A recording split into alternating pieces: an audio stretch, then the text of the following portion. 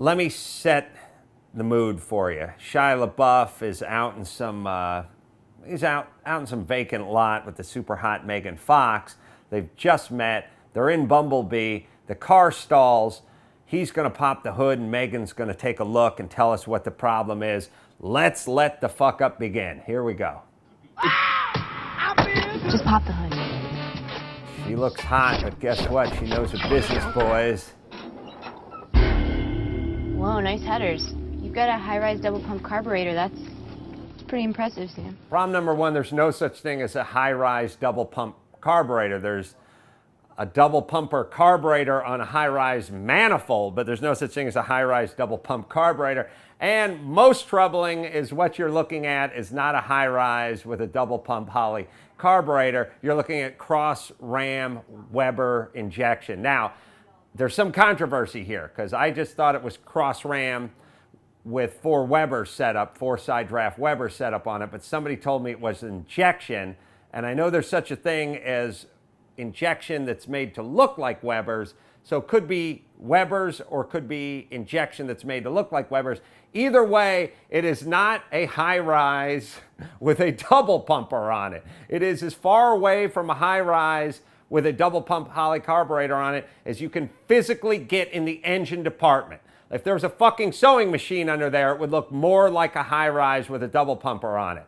Why do we do this in movies? And again, the plan is we're supposed to think this piping hot 17-year-old is a grease monkey, but I've been yanked out of the movie because now I know the hot chick is just a bad actress and not really a grease monkey. She goes on to say her dad was a grease monkey. She could take the whole thing apart and clean it and put it back together. Really?